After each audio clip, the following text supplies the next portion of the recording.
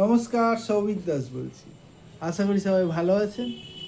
তো ব্যাপারটা হচ্ছে যে যখনই বলা হচ্ছে যে কিছু প্ল্যান করা হোক, তখনই সবাই বলছে একদম টাকা নেই, প্রচণ্ড চাপের মধ্যে আছি।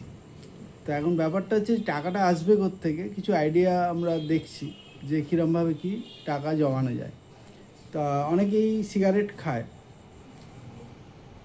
তো এখন ব্যাপারটা হচ্ছে যে যদি আমরা পার ডে একটা করেও সিগারেট কম খেতে পারি, তাহলে দেখা যাচ্ছে মাসে আপনার জমে যাচ্ছে 115 টাকা, এবং সারা বছরে আপনি সেভ করতে পারছেন অলমোস্ট 5,500 টাকার কাছাকাছি।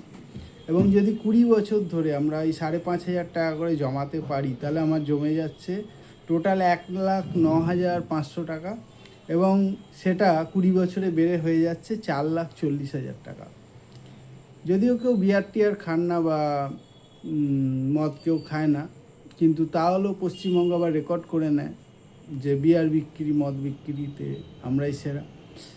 তো যদি আমরা একটা বিয়ার স্কিপ করে যাই, পার বিয়ার যদি 200 টাকা করে দাম পড়ে, তাহলে আমরা মাসে সেভ করছি 10,400 টাকা, আর বছরে সেভ হচ্ছে প্রায় 2,10,000 টাকা।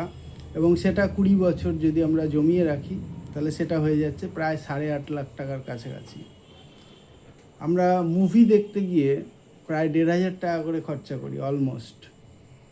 পপকর্ন, আইসক্রিম, এগুলোরও দরকার আছে।